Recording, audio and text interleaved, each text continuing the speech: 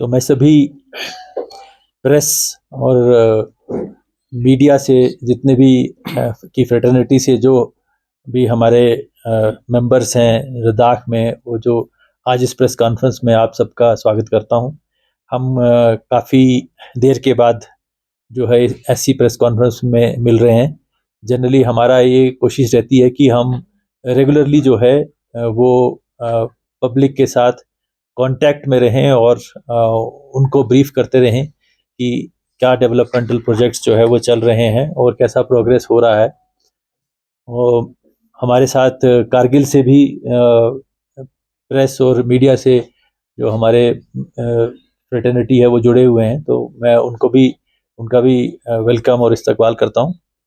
तो सबसे पहले तो मैं ये कहना चाहता हूं कि आपको मालूम है कि हमारी यूटी जो है लद्दाख की, वो 31 अक्टूबर 2019 को ये सेटअप हुई और लगभग अगर आप देखें तो कितने 5 साल के करीब जो है ये यूटी जो है अभी इसकी मतलब उम्र हो चुकी है और बहुत सारा सिस्टम जो है गवर्नेंस का होता है, एडमिनिस्ट्रेशन का होता है, वो स्टेबलाइज हो चुका है काफ़ी हद तक। सबसे पहले तो ये मैं आपको बताऊं कि हमारे लद्दाख में जितना भी काम होता है वो सारा अब आजकल जो है वो ई ऑफिस पे होता है। तो कोई भी फाइल वर्क नहीं है। जैसे जनरली एक कंप्लेंट रहती है लोगों को कि जो ये फाइल्स होती हैं लोग दबाते हैं, आगे नहीं भेजते हैं, तो वो अब सिस्टम नहीं है। बहुत फास्ट डिस्पोजल है। मतलब किसी ऑफिसर के पास भी कोई फाइल मुझे नहीं लगता कि एक दिन से ज़्यादा रहती होगी। बहुत रेयर केस में वो रहती हो सकती है। और जब ऑफिसर हमारे विजिट पे होते हैं दिल्ली, चाहे वो ऑफिशियल विजिट हो चाहे वो उनके अपने प्राइवेट विजिट होते हैं, जब वो छुट्टी लेते हैं तो वो लगातार काम कर रहे होते हैं। तो कोई प्रैक्टिकली कोई भी छुट्टी पे नहीं होता है। बेशक वो यहाँ नहीं होते हैं फिजिकली, मगर वो जहाँ भी होते हैं, चाहे वो मान लीजिए मेरे कुछ ऑफिसर हमारे गोवा से हैं, कुछ मान लीजिए एक तो तमिलनाडु से हैं, कोई ऑफिसर दिल्ली से हैं, मैं जम्मू से हूँ, कभी कभी जाता हूँ।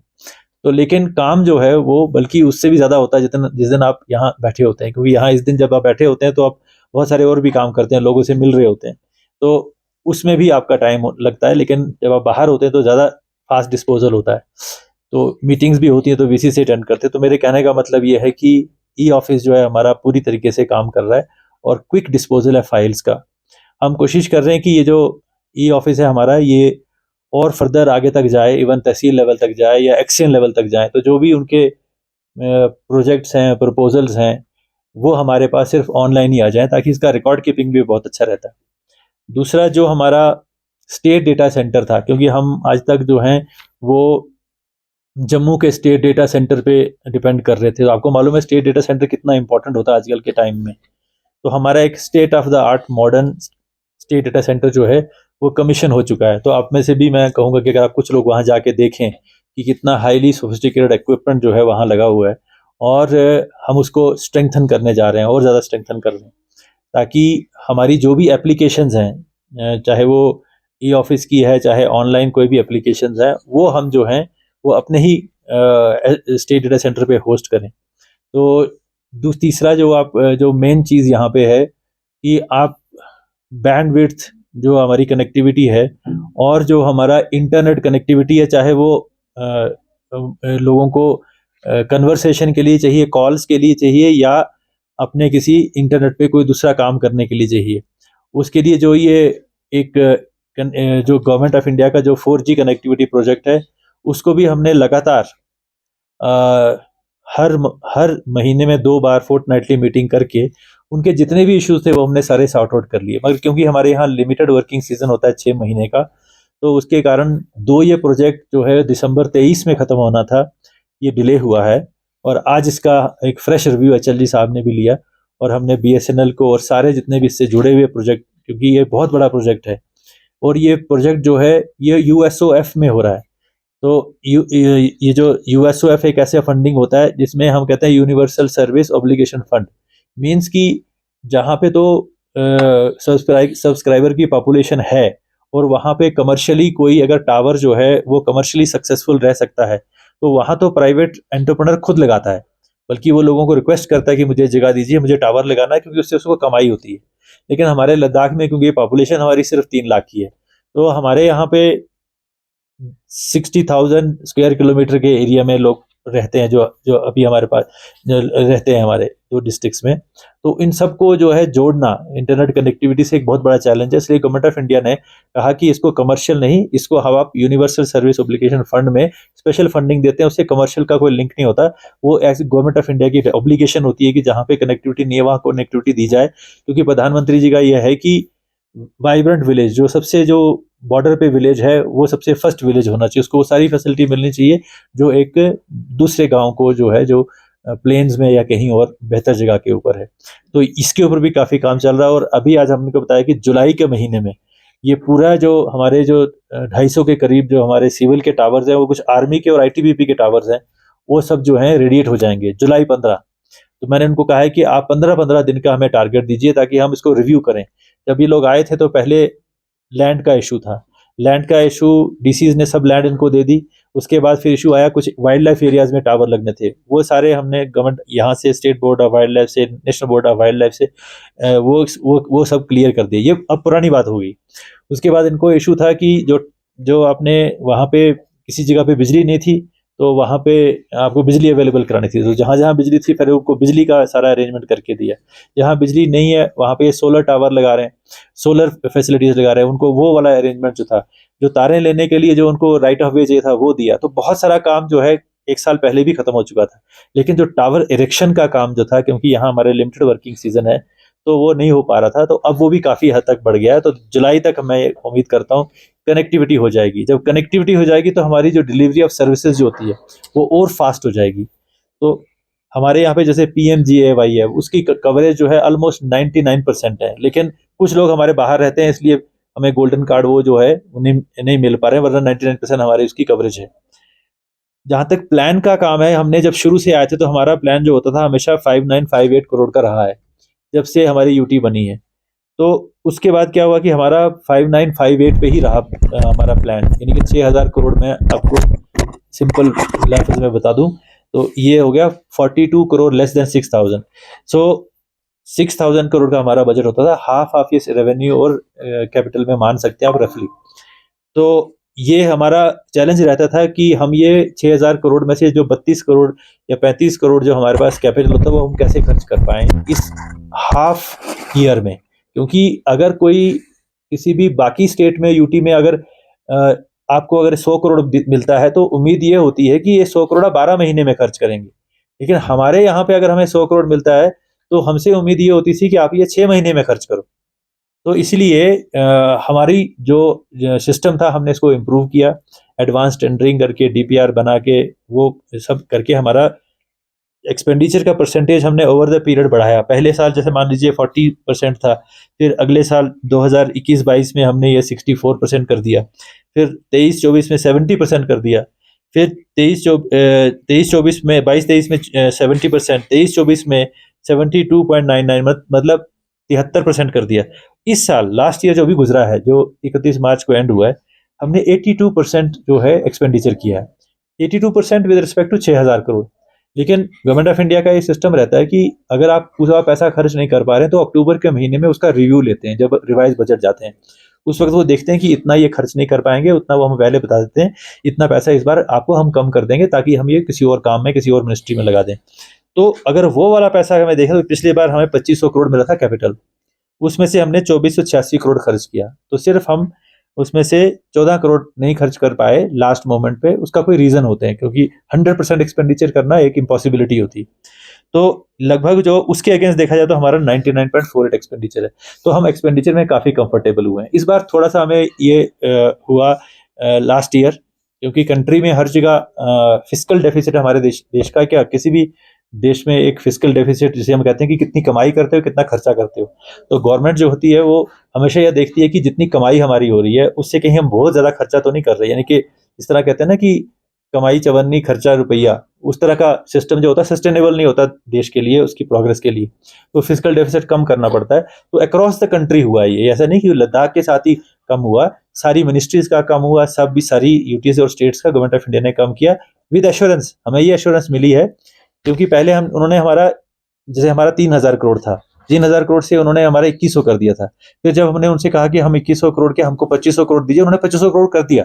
400 करोड़ बाद में उन्होंने बढ़ाया था, वही 2500 करोड़ के अगेंस्ट हमने 2486 करोड़ खर्च किया है। तो हमारा एक्सपेंडिचर 2500 करोड़ के करीब पहुंच गया। तो ये एस्टेब्लिश हमने कर दिया कि 2500 करोड़ तक हम 6-7 महीने में खर्च कर सकते हैं। तो उन्होंने कहा कि अब जब रिव्यू के लिए आएंगे हमारे पास, जब रिवाइज बजट के लिए अक्टूबर में, तो हम आपका जो भी आपकी रिक्वायरमेंट होगी हम उसको पूरी करेंगे। तो इसमें कोई ये बात नहीं होनी चाहिए। जनरल इंप्रेशन ये जाता है कि हमारा बजट कट हो गया जी, अब हमारे डेवलपमेंट में फर्क पड़ेगा। तो मैं आपको एश्योर कराऊंगा कि मैं खुद एक्सपेंडिचर सेक्रेटरी साहब से मिला था, उन्होंने कहा कि जो आपका जेन्युइन एक्सपेंडिचर होगा, यू टेक इट एश्योर कि it will not affect your development. तो मैं जस्ट आपसे ये शेयर करना चाहता था कि इसमें कोई तशवीश की बात नहीं होनी चाहिए। और ये सिर्फ हमारा एक यूटी बजट है। उसके अलावा मैं माइकल साहब जो रेवेन्यू आर भी देख रहे हैं, वो जानते हैं कि हमारा इसके अलावा 500 करोड़ के करीब तो क्रिफ में आता है। तो वो भी एक विंडो है, मतलब 500 करोड़ का रोड्स और बन रही हैं जो क्रिफ में बन रही हैं। उसके अलावा नेशनल हाईवे के ऊपर हमारा हजारों करोड़ का जो खर्चा है वो सेपरेटली हो रहा है। तो लद्दाख की ओवरऑल डेवलपमेंट के लिए बहुत सारी सोर्सेज से खर्चा हो रहा है। अभी हमारे साथ राइट साइड पे मेरे पावर सेक्रेटरी बैठे हैं। तो आपको मालूम होना चाहिए कि हमारा जो ये फियांग से लेकर नुब्रा तक जो हमारी लाइन चल रही है, वो लगभग कोई 700-800 करोड़ के करीब का प्रोजेक्ट है। अभी उसका रिवीजन अभी कंसिडरेशन में है। तो समझ लीजिए कि 600-700 करोड़ 700 करोड़ यहाँ खर्च हो रहा है। 100 करोड़ हमने अपनी तरफ से दिया था इसके लैंड डाइवर्शन के लिए। तो 700-800 करोड़ का ये इंफ्रास्ट्रक्चर बन रहा है। उसके अलावा हमारा जो द्रास से जानकर रोड 220 केवी लाइन बन रही है, उसके ऊपर हमारा लगभग 1450 करोड़ रुपया खर्च हो रहा है। उसका भी रिवीजन जो है गवर्नमेंट ऑफ इंडिया कर रही है। तो ये इतने बड़े बड़े प्रोजेक्ट जो हजारों करोड़ में है, सैकड़ों करोड़ के हैं, वो भी इस यूटी बजट के अलावा गवर्नमेंट ऑफ इंडिया स्पेंड कर रही है। तो लद्दाख, इसके अलावा हमारी बहुत सारी और रोड है जो बीआरओ कर रही है। अभी अगले 3-4 दिन में देखेंगे, 21 तारीख को मंत्री जी, रक्षा मंत्री जी, वो हमारे जो नए ब्रिजेस बने हैं और नई रोड्स बनी है जो बीआरओ ने बनाई है, जो हमारे बजट में भी नहीं है, एनएचआई के बजट में नहीं है, क्रिफ में नहीं है, मगर वो डिफेंस के बजट से आ रही है। तो बहुत तरीके से यहाँ जो है डेवलपमेंट के काम जो है वो चल रहे हैं। तो इसलिए सबसे बड़ी बात है कि हमें ये इंश्योर करना होता है कि जो खर्चा हो वो जेन्युइन होना चाहिए। बेसिकली हमारा सबसे बड़ा अपील मेरी यही हमेशा, हम ये कहते हैं कि हम पैसा खर्च कर तो रहे हैं, लेकिन इसका जो यूज है ग्राउंड के ऊपर वो ठीक होना चाहिए। मतलब वो लोगों को लगना चाहिए कि ये पैसा हमारे ऊपर खर्च हो रहा है। बड़े बड़े प्रोजेक्ट्स में तो खैर ये कोई मुश्किल नहीं होती है, लेकिन छोटे छोटे प्रोजेक्ट से कोई गली बन रही है, कोई नाली बन रही है, तो ऐसी नाली ना बन जाए जो आगे सड़क पे खुल रही है, मतलब उस तरह का नहीं होना चाहिए।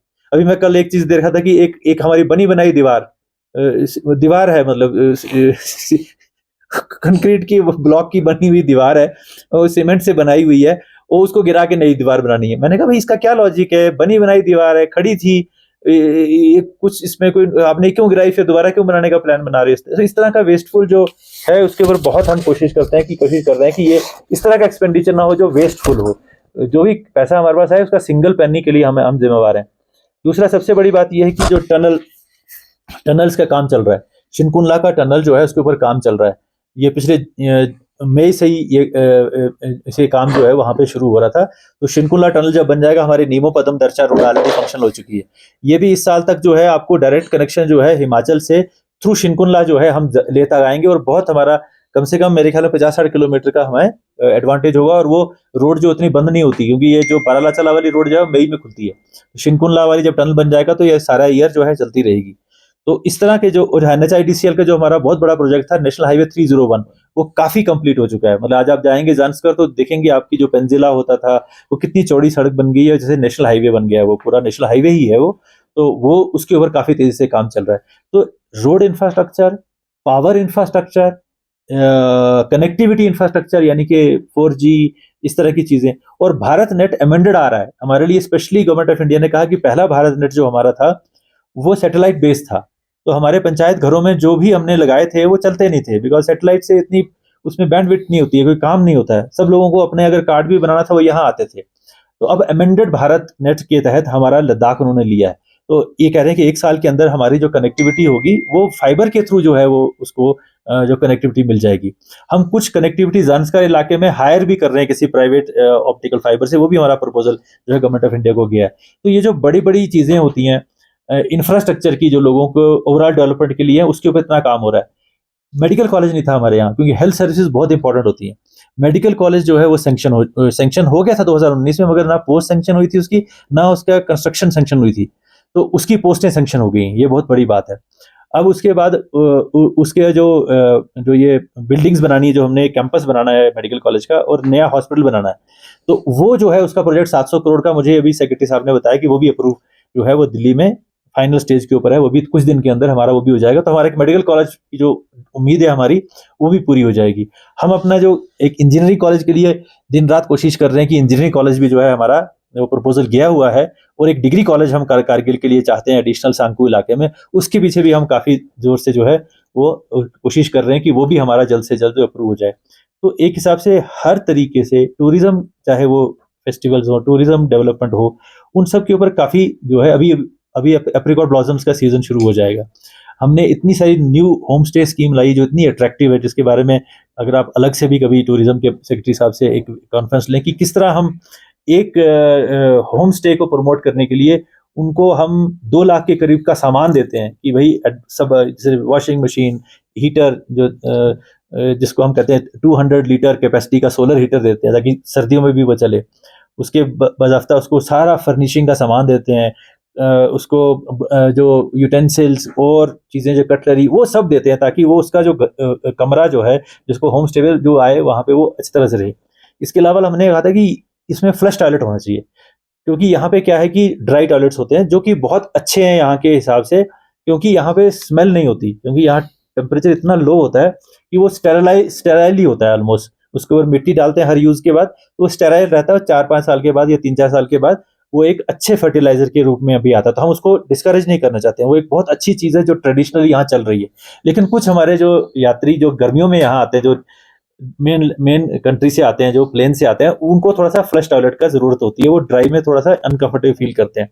तो इसलिए हमने कम से कम 2.5 लाख का प्रोविजन रखा है कि कोई आदमी जो है वो अगर ये बनाएगा, तो हमने टेक्नोलॉजी उसको डेमोन्स्ट्रेट करने के लिए 2 बनाए भी हैं। पहले हमने टेक्नोलॉजी डेमोन्स्ट्रेट नहीं हुई थी हमारी कि क्या सर्दियों में चलेगा, तो विक्रम आपको बताएंगे कि वो भी सक्सेसफुल हो चुका है हमारा। तो वो मॉडल अब सक्सेसफुल हो जाएगा। उसमें कितनी कॉस्ट आएगी, हो सकता है हम कॉस्ट को रिवाइज भी करें। हमारा कहना ये है कि रूरल टूरिज्म बढ़ना चाहिए। शहर के अंदर टूरिज्म है ही है, लेकिन रूरल टूरिज्म बने ताकि हर आदमी जो है हमारे बॉर्डर को देखे। बॉर्डर टूरिज्म खुल रहा है आज की डेट में, कोई भी कमी नहीं है, कोई भी ऐसी चीज जगह नहीं है जो डोमेस्टिक टूरिस्ट के लिए बैन हो। पहले यहाँ परमिट हुआ करता था, इनर लाइन परमिट, वो बहुत देर से खत्म कर 2 साल हो गए इसको खत्म कर दिया गया। आज हमें एक थोड़ी सी दिक्कत और आ रही है कि जो फॉरेनर होते हैं, जो फॉरेनर की रजिस्ट्रेशन का थोड़ा दिक्कत आ रहा है, वो भी हम सॉर्ट आउट करवाने जा रहे हैं। वो ये है कि पहले क्या होता था कि अगर फॉरेनर आता था यहाँ पे, तो फॉरेनर रजिस्ट्रेशन एक्ट के तहत उसको एयरपोर्ट पे रजिस्ट्रेशन करानी होती थी। जब वो एयरपोर्ट पे रजिस्ट्रेशन करता था, उसको फिर जाके जहाँ होटल में जहाँ वो जाता था रहता था, तो नेचुरली ये ग्रुप्स में आते हैं लोग, तो जो यहाँ का जो टूर ऑपरेटर होगा उसके साथ कॉन्टैक्ट में होते थे। जब वहाँ वो चला जाएगा तो फिर उसको टूर ऑपरेटर को दोबारा रजिस्ट्रेशन करनी पड़ती थी जब वो होटल के अंदर दाखिल होता था। अब कुछ सिस्टम ऐसा हुआ है कि जो रजिस्ट्रेशन जो होनी है, एक तो उसको एयरपोर्ट पे होनी है, फिर उसको डीसी के दफ्तर में जाना है। मतलब अब वो फैसिलिटी नहीं रही कि वो होटल में जाके किसी टूर ऑपरेटर के थ्रू या उसके थ्रू करवाए। तो वो एक रिस्ट्रिक्शन जैसी आ गई है, वो हम अभी मैटर टेकअप कर रहे हैं गवर्नमेंट ऑफ इंडिया से कि इसको थोड़ा सा लिबरल किया जाए। क्योंकि अगर हम टूरिस्ट ज्यादा, एक आदमी को अगर 1 घंटा लगेगा तो दिन में तो इसका मतलब 5 बंदों को ही दे पाएंगे। तो इसलिए हम चाहते हैं कि ये वाला सिस्टम में थोड़ा इंप्रूवमेंट कर रहे हैं, तो इसलिए हमने टूरिज्म को भी खोल रखा है। तो बहुत सारा टूरिज्म जो आ रहा है, पिछले दिनों कुछ ड्रॉप हुआ, तो इस बार एचएलडी साहब ने शुरू में ही एक मीटिंग 13 को कर ली, जिसमें सारे लोगों को बुलाया कि भाई ये कैसे सस्टेन करें इसको, कैसे ये कम हो गया, ये होना नहीं चाहिए कम, क्योंकि हमारी सारी रोजी रोटी उससे लगी हुई है। तो उसको भी हम जो कोशिश कर रहे हैं। अब फिर मैंने मीटिंग ली उसके बाद एक, तो हम कोशिश कर रहे हैं कि बाहर के लोग भी यहाँ आएँ, देखें, हमारे लोग बाहर जाएं, ताकि यहाँ टूरिज्म बढ़े।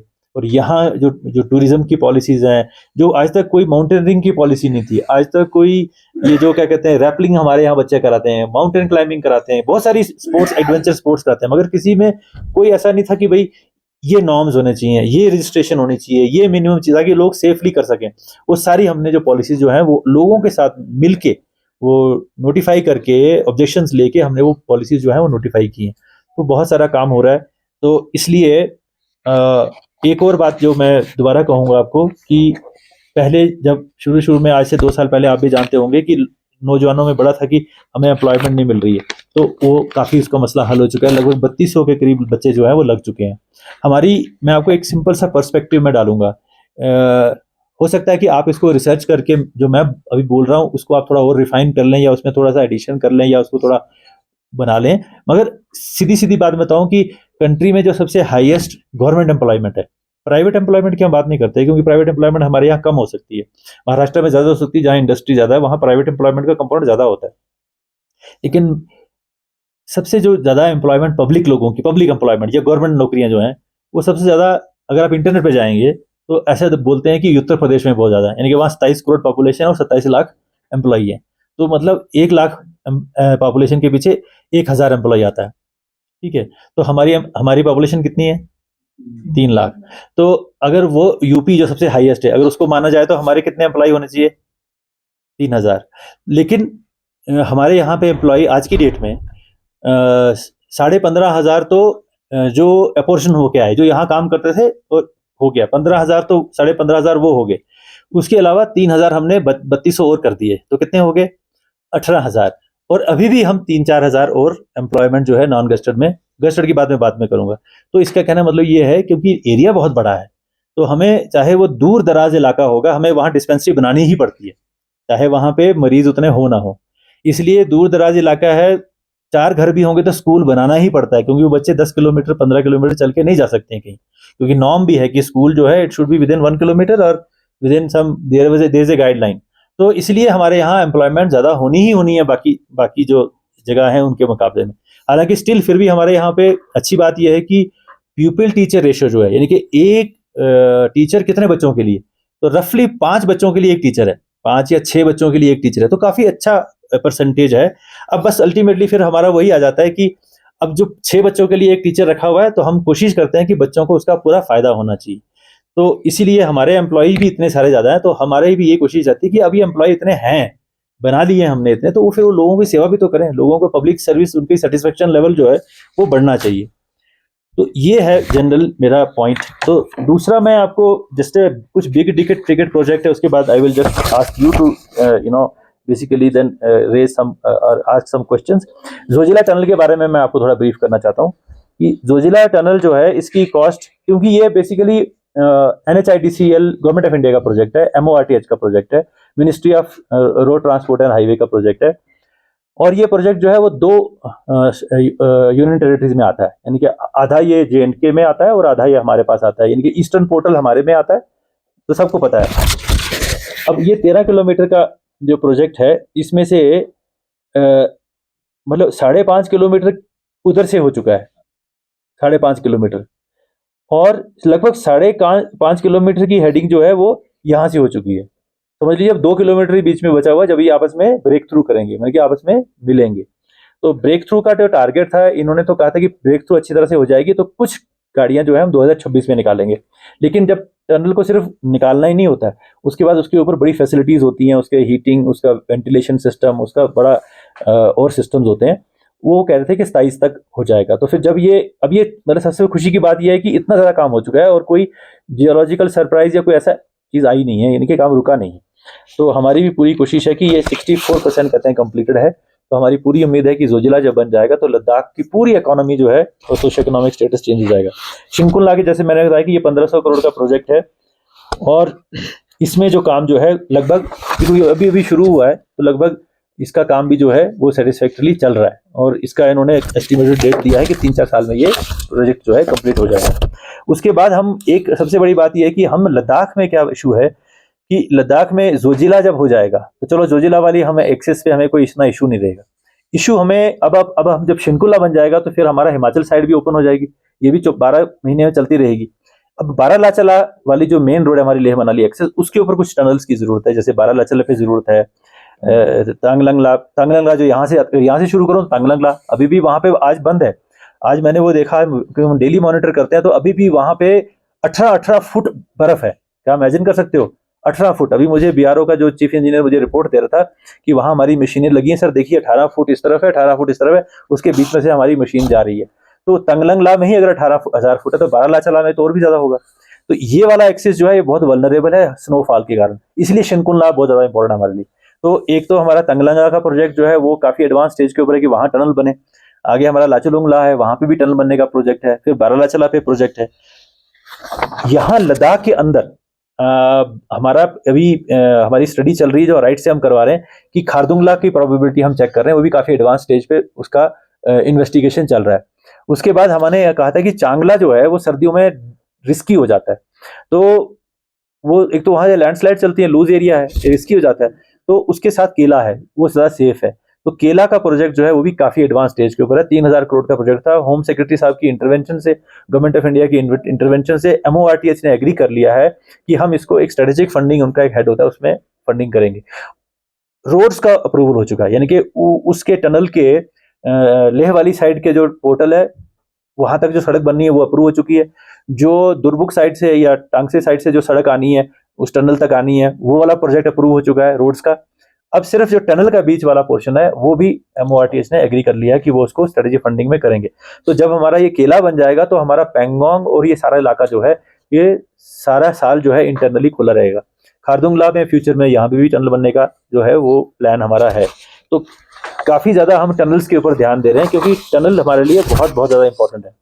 नीमो पदम दर्चा की बात मैंने की। बटाली खलसी रोड हमारे लिए एक बहुत बड़ी प्रॉब्लम है क्योंकि बटाली खलसी रोड अब जब आप लोग जाते हैं तो ये mostly right side of the Indus, right bank of Indus के ऊपर ये रोड चलती है और कई जगह तो इतनी नैरो है कि रिस्क बहुत ज्यादा है। इसलिए हमने दोमखर तक जो है हमने अपने प्लान से किया, वो तो वाइडन हो चुकी है। आगे हम इसको या क्रिफ में या MORTH के प्रोजेक्ट्स में डाल रहे हैं।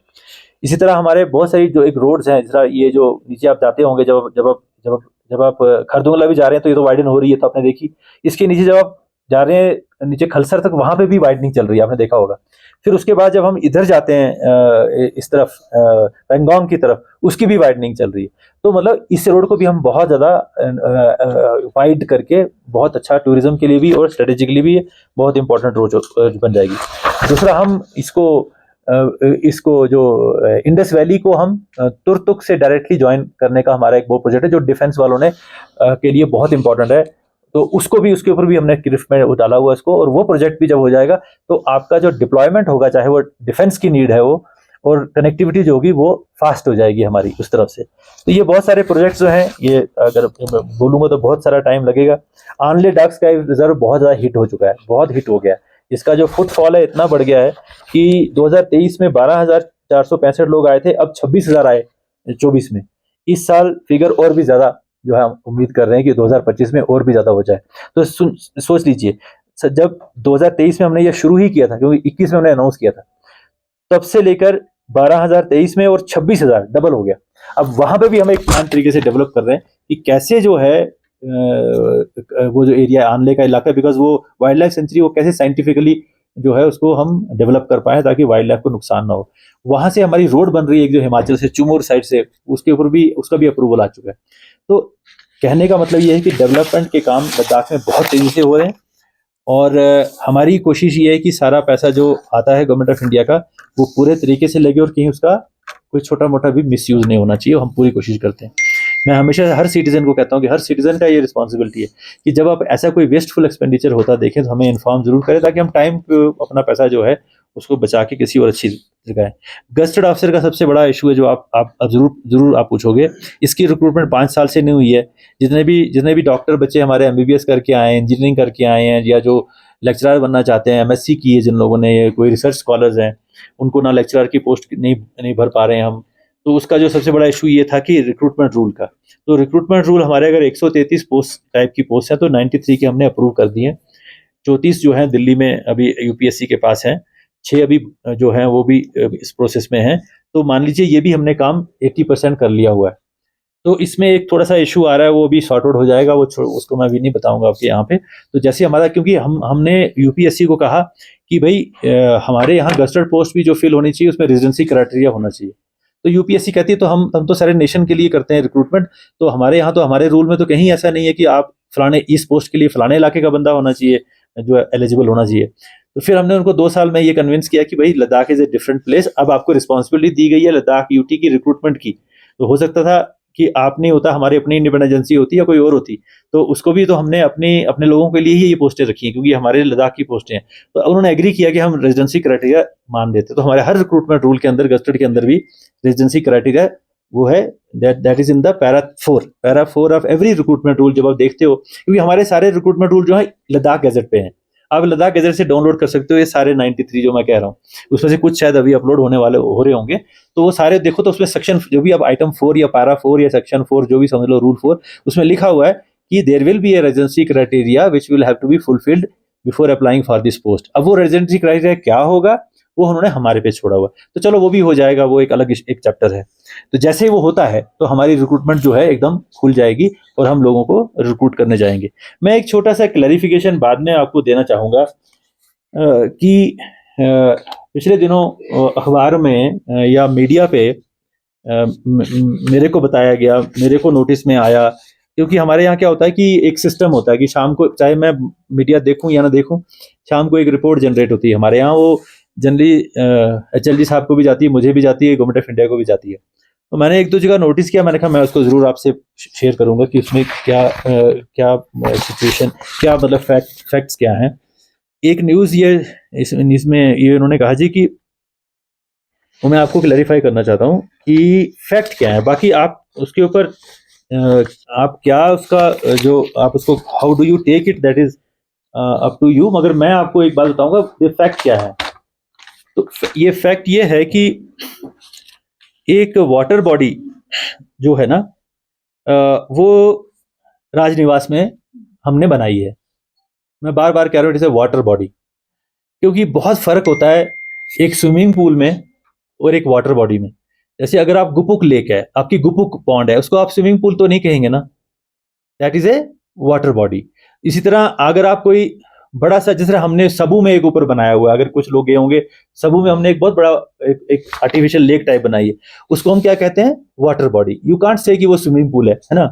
तो इसलिए हमने वहां पे, HLD साहब का हमेशा से ये रहा है कि लद्दाख में आप ग्राउंड वाटर एक्सट्रैक्शन मत करो, जो सरफेस वाटर है, क्योंकि ये जो पानी हमारा ग्राउंड वाटर, ये हमारी फ्यूचर जनरेशन के लिए, क्योंकि हमारे यहाँ भी रिपोर्ट आई थी कि हमारे यहाँ ग्राउंड वाटर एक्सट्रैक्शन इतनी ज्यादा हो रही है, ट्यूबवेल इतने लग रहे हैं कि ये हमारा इवन जो परमानेंट एक्वायर था वो डेंजर पे चला गया था। जब ये रिपोर्ट आई, NGT के पास ये रिपोर्ट चली गई, कुछ ने तो इतना भी कहा कि हमारा जो ग्राउंड वाटर है वो पोल्यूट हो चुका है, उसमें उसमें उसमें कुछ टॉक्सिन चले गए हैं, ऐसा भी रिपोर्ट आई। NGT को भी हमने इसकी रिपोर्ट टेस्ट कराई कि भाई वाकई क्या लोगों को हम कोई जहरीला पानी तो नहीं पिला रहे हैं, लेकिन बाद में वो उतना फैक्चुअल नहीं निकला, वो सिर्फ एक अप्रीहेंशन थी, वो फैक्ट नहीं था। लेकिन फिर भी चाहे वो फैक्ट था या नहीं था, एक्सट्रैक्शन अगर आप करोगे तो जो एक सोर्स करोड़ों साल से जमीन के अंदर पड़ा हुआ है, अगर आप उसको आज ही एक्सप्लॉइट करोगे तो फ्यूचर जनरेशन, तो फिर मान लो भगवान ना करे, मतलब अगर आपको इंडस से पानी लिफ्ट करना तो उसमें पैसा लगता है ना, तो इसलिए वो हमने बंद कर दिया। तो आज की डेट में लेह के अंदर और इसके 9 गांव, 9 villages around ground water extraction जो है वो रिस्ट्रिक्टेड है, कि आप नहीं कर सकते जब तक डिप्टी कमिश्नर, क्योंकि स्वरा एक्ट है हमारे पास, तो स्वरा एक्ट में कोई भी आदमी जाके डिगिंग नहीं कर सकता। तो जितने भी ड्रिलिंग मशीन है वो सारी रजिस्टर्ड है, वो सबको बताया गया कि आप कोई ड्रिलिंग नहीं करोगे, क्योंकि ग्राउंड वाटर एक्सट्रैक्शन नहीं करना है। जब ग्राउंड वाटर ने एक्सट्रैक्शन करना है तो फिर क्या करना है, सरफेस वाटर का जितना मैक्सिमम यूज कर सकते हैं, क्योंकि ये ऊपर से जब बर्फ पिघलती है तो पानी आता है, अगर उसको नहीं पकड़ेंगे आप तो इंडस में चला जाएगा। तो इसीलिए वो कोशिश हमारी आती है कि जितना हार्वेस्टिंग स्ट्रक्चर हो, जितनी वाटर बॉडीज बने, वो उतना पानी हम स्टोर कर लें। मान लीजिए मेरे ही घर के आगे मेरे छोटा सा आंगन है, उसमें 15-20 पेड़ है, उनको पानी की जरूरत है। यहाँ तो अगर आप पेड़ को पानी नहीं लगाओगे पेड़ सूख जाता है, कोई भी पेड़ लगा लो आप, अगर पानी नहीं लगाओगे इसको 1 महीना भी नहीं दोगे सूख जाएगा। तो उसके लिए वाटर बॉडी होनी चाहिए। अगर मेरे घर में वाटर बॉडी है तो मैं वहां से पंप करके तो पानी दे सकता हूँ। तो मेरे घर का ही एरिया मान लीजिए 2 कनाल, मेरा जो लॉन है वो मान लो जो 10 मरले में है या आधे कनाल में होगा, तो बड़े घर का बड़ा होता है। मतलब राजनिवास तो हमारे यहाँ है नहीं, technically speaking we don't have a Raj Niwas ना। आपने तो राजनिवास देखे होंगे, जो बाकी राजनिवास आप जाते हैं। मेरे ही अफसर एक कहने लगा, हम एक राजनिवास गया, पता नहीं कहाँ था, कहता सर वो तो मीलों में है। मेरा ही अफसर एक गया राजनिवास में, कहता सर उसको तो पता ही नहीं लगता था कहाँ कितना दूर है, वो कितना बड़ा है, कितनी बिल्डिंग्स हैं, कितना इंफ्रास्ट्रक्चर है, कितना। तो टेक्निकली हमारे यहाँ पे प्रोजेक्ट पहले क्या था कि हम राजनिवास और सेक्रेटेरिएट वो हम एक अलग जगह पे बनाएंगे।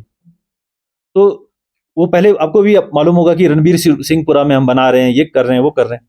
तो जब हमारे HLD साहब आए तो कहते हैं बताओ मुझे वो जगह जहाँ पे आप ये बनाना चाहते हैं, क्योंकि उसका भी एस्टिमेट कोई 7-8 हज़ार करोड़ के करीब था, कम कर कर करके 3,000 करोड़ था। हो सकता है फ्यूचर में फिर वो 9,000 ही बन जाता है बाद में। जब हम गए वो जगह देखी हमने, वहाँ लैंड का कुछ इशू जैसा हो गया, फिर हमने वो जगह छोड़ दी। फिर हम दूसरी जगह चले गए, ये लिकिर साइड पे, वहां भी जब जगह देखी वो भी कहने लगे यहाँ भी लैंड का इशू है। फिर वो जब लैंड के इश्यूज, तो यहाँ पे नेचुरली आपको मालूम है you have to sort it out. तो उन्होंने कहा छोड़ दो अब इस बात को, let us live in the limited space. तो हमारे यहाँ कुछ अफसर तो एक एक कमरे में रहते हैं, मैं भी एक हायर किए हुए कमरे में, 2 कमरे में के उसमें प्राइवेट घर में रहता था जब मैं प्रिंसिपल सेक्रेटरी था, एडवाइजर भी था। फिर बाद में मैं शिफ्ट हुआ हूँ, जो मेरा पहला एक सेक्रेटरी होते थे उनके क्वार्टर में शिफ्ट हुआ, जो भी बेसिकली एक गेस्ट हाउस था पुराना। तो उन्होंने कहा नहीं इस पे मत खर्चो पैसा, late us live with the existing. तो वो जो पुराना एडवाइजर का घर था वहां चले गए।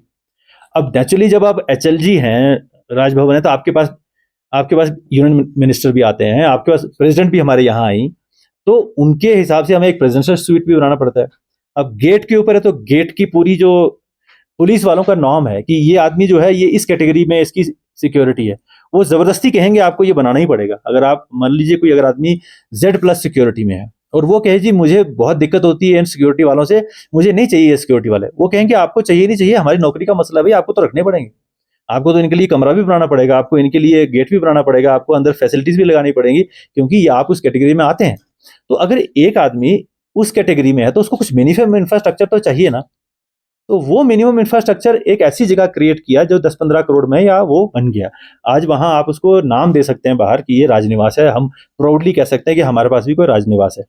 अब उसमें अंदर एक वाटर बॉडी बनी है जो बेसिकली उस इलाके के जो अंदर पेड़ लगाने की कोशिश की है, वहां पे बहुत सारे हमने पेड़ लगाने की कोशिश की है, पॉपुलर, वो एप्रिकॉट, तो उसको पानी चाहिए, तो वाटर बॉडी तो चाहिए हमें, अदरवाइज पानी कहाँ से लाते हैं। और उस वाटर बॉडी को भरने का भी क्या था, हमने ये देखा था कि पीछे से एक पानी आता है जो किसी लोगों ने डाइवर्ट किया हुआ, जो मेन कनाल पुरानी इरिगेशन थी वो वहां ऐसे बहता था, मतलब वेस्ट होता था। उन्होंने कहा ये पानी वेस्ट होता है तो why not we collect it in a water body.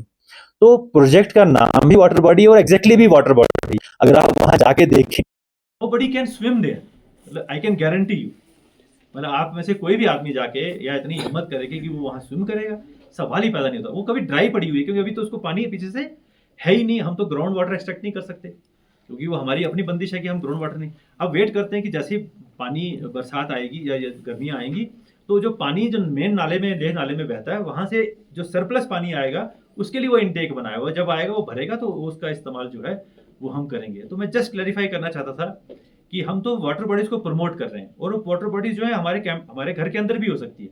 मैं तो हर एक को कहता हूँ कि आप अपने घर के अंदर एक वाटर हार्वेस्टिंग स्ट्रक्चर बनाओ। कई शहरों में तो घर के ऊपर बनाते हैं लोग वाटर हार्वेस्टिंग स्ट्रक्चर। तो वाटर हार्वेस्टिंग स्ट्रक्चर और स्विमिंग पूल में फ़र्क होता है।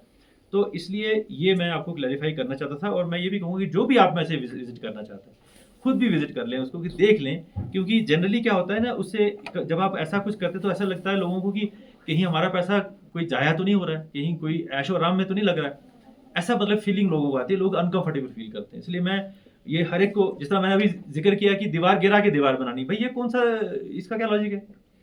मैंने उस अफसर को भी डांटा, कहता सर ये तो पिछले साल ही अप्रूव हुआ था। वो भाई मैंने कहा अप्रूव हुआ था, तूने जाके देखना तो था कि वो दीवार गिरा के दोबारा बनाने का क्या लॉजिक है। हाँ, दीवार गिरा के आप कुछ नया बना रहे हो वो तो समझ में आता है जनाब, अब ये दीवार को छोड़ो, हमने यहाँ कुछ नई चीज़ बनानी, भाई उसी दीवार को गिरा के सेम दीवार दोबारा खड़ा कर रहे हो। तो हमारा कोशिश ये होती है कि कोई वेस्टफुल एक्सपेंडिचर ना हो और लोगों के दिल में ये फीलिंग में ना जाए कि कहीं हमारा कोई वेस्टफुल एक्सपेंडिचर तो नहीं हो रहा हमारी कॉस्ट के ऊपर, ये जो पैसा हमारे लिए आया था वो कोई अपने आराम के लिए या ऐश के लिए तो नहीं इस्तेमाल कर रहा है। तो इस तरह की चीज़ें जो है ये वेरीफाई करना, मैंने इसलिए आपको भी बताया कि मुझे लगा, दिल में मुझे फील हुआ कि ऐसा नहीं है, ये वाटर बॉडी है और इरिगेशन के काम आ रही, कोई उसमें स्विम नहीं कर सकता। फिर मैंने यहाँ पूछा, मैंने कहा लद्दाख के अंदर क्या कोई स्विमिंग पूल है। मुझे लोग कहते नहीं है, 7-8 हैं। मैंने कहा मैं तो नहीं आज तक देखा। कहते नहीं, 3 ओपन है, 3 क्लोज्ड है। तो मैंने कहा वहाँ क्या क्या फैसिलिटी होती है। ऑफकोर्स जब स्विमिंग पूल में जाते हैं वहाँ एक चेंजिंग रूम होता है, वहाँ कवर्ड होता है, हीटिंग का सिस्टम होता है, डिसइंफेक्शन का सिस्टम होता है, उसकी ड्रेनेज का सिस्टम होता है। It is a scientific water tank. ऐसा तो नहीं होता ना उसके अंदर क्लोरीन डालते हैं कोई इन्फेक्शन ना हो जाए। तो ये तो ओपन सिंपल डग किया हुआ, उसके ऊपर कवर किया हुआ एक स्ट्रक्चर है जिसके अंदर पानी इकट्ठा होता है। दूसरा एक एक एक इशू और भी था जो मैंने अब फिर मैं क्लैरिफाई करना चाहता हूँ कि भाई कोई टेबलेट जो है वो लिए गए और उसमें जो है वो मतलब वो जो टेबलेट लिए गए तरीका ठीक नहीं था या उससे किसी को फ़ायदा हुआ या कुछ भी जो भी है। तो उसमें मैं आपको ये भी दूंगा, ये जो इसका जो मैं है कि ये प्रॉपर तरीके से टेंडरिंग करके, टेक्निकल एवेल्युएशन करके, पूरे नॉर्म्स को फॉलो करके जो है ये प्रोक्योरमेंट हुआ है। और जिसने भी ये सप्लाई किए हुए हैं उनके नाम हैं, कैसे कैसे ये हुआ है। 2023 में अगर कोई चीज़ खरीदी गई थी पहले, अगले साल सिर्फ इतना चेंज किया उन्होंने कि उसमें उन्होंने रैम बढ़ा दिया सिर्फ। मतलब पहले, क्योंकि रैम आपको पता है कि कोई भी चीज़ की जो एफिशिएंसी है वो उसके रैंडम एक्सेस मेमोरी कहते हैं, हम रैम कहते हैं। रैम बड़ा है तो इसका मतलब इक्विपमेंट फास्ट है, रैम छोटा है तो इक्विपमेंट स्लो काम करता है। तो फिर जब उस वक्त मिलता ही होगा दो MB वाला या 2 GB वाला रैम, तो पहली प्रोक्योरमेंट 2 GB रैम की हुई, बाकी सारी कंडीशन सेम रही, प्राइस भी सेम रहा। और फिर अगले साल उसको कहा कि भाई 3 GB का रैम होना चाहिए क्योंकि फास्टर होगा, प्राइस सेम रही। तो इसके ऊपर भी पूरा डिटेल ये नोट है, ये मैं आपसे भी शेयर करता हूँ अगर आप भी जाएं, कि ऐसा कुछ नहीं है। आई कैन गारंटी यू, मैं आपको भी ये जिम्मेवारी डालता हूँ। हमें खुद दुख होता है जब हमें लगता है, जैसे मैंने आपको 1-2 एग्जांपल दिए, कि भाई पैसा अगर गवर्नमेंट ऑफ इंडिया का है, लोगों के लिए है, इसका एक एक पेनी जो है वो लोगों के लिए जाना चाहिए। मतलब ये हमारे ऊपर तो ये जिम्मेवारी है कि भाई ये पैसा आया है, अब ये ठीक तरीके से लगना चाहिए। तो ऐसा जो कभी कभी लोगों को होता है ना कि आगाही नहीं होती या इन्फॉर्मेशन पूरी नहीं होती, तो किसी ने कान में सुना दिया कि ये ऐसा है वैसा है, तो हो सकता है उसका भी कोई रीज़न हो। मगर मैं आपको क्लैरिफाई कर रहा हूँ कि ऐसा कोई स्विमिंग पूल नहीं है। वो जो एक प्रॉपर तरीके से वाटर बॉडी बनाई हुई है, उस पर कितना खर्चा हुआ वो यहाँ पे है। ये योनटोन का भी मैं आपको पूरा दूंगा, क्योंकि जब हम ऐसा करते हैं ना, होता क्या है, देखिए ये खबरें अखबार में जाती हैं, आपको ऐसा है कि जनरल इंप्रेशन उस पूरे इलाके के लिए खराब हो जाता है। मतलब क्योंकि आदमी को ऐसा लगता है कि अगर ये योनटोन तो एक चीज़ है, अब पता नहीं और कितना कुछ लिया होगा इन लोगों ने। तो वो एक अच्छी बात जो है वो एडमिनिस्ट्रेशन के लिए हमको क्लैरिफाई करना पड़ता है। तो ये फॉर्चुनेट और अनफॉर्चुनेट और गुड और बैड, बट मैंने आपको ये कहा कि this is how it is, and you have every right, every citizen of Leh, Kargil, any citizen of Ladakh, whether he is here, whether he is outside the Ladakh, whether he is outside the country, has every right to ask us about how the expenditure is being made. We are answerable to you for each penny spent by us. तो ये, और हम भी क्या खर्च करते हैं, ये क्या खर्च करते हैं, हम तो प्लान अप्रूव करते हैं। खर्च करने वाले तो मोस्टली हमारे अफसर तो मोस्टली यही के हैं ना, मतलब उनको तो सारा पता है कौन सी गली है, कौन सा इलाका है, कौन सा है। अब हम भी उन पर ट्रस्ट करते हैं। अगर किसी ऑफिसर ने ये कह दिया जनाब ये दीवार गिर रही है, अब हिलने वाली है, साथ में लोग जाएंगे तो गिर पड़ेगी उसके ऊपर, नेचुरली हम भी यकीन करते हैं कि शायद गिर रही होगी, तो इसने दोबारा DPR बना दी उसकी। तो इसमें सब लोग इन्वॉल्व है हम, लेकिन फिर भी हमारा तो ये इंटेंशन हमेशा से रहती है कि every penny must be spent well. तो ये मैंने क्लैरिफाई किया आपके आगे। आपका जो भी क्वेश्चन होगा, मेरे पास पावर के बारे में हमारे सेक्रेटरी पावर हैं, जो टूरिज्म के भी सेक्रेटरी हैं, यूथ सर्विसेज एंड स्पोर्ट्स के भी सेक्रेटरी हैं, और हमारे माइकल साहब हैं जो कि R&B देख रहे हैं, PHE देख रहे हैं, हाईवेज देख रहे हैं। तो इनसे भी अगर आप, क्योंकि मैंने इसलिए 2 को रखा कि ये मेजर डेवलपमेंट से लिंक्ड है, तो अगर आपके कुछ प्रश्न हो तो आप जरूर बताइए।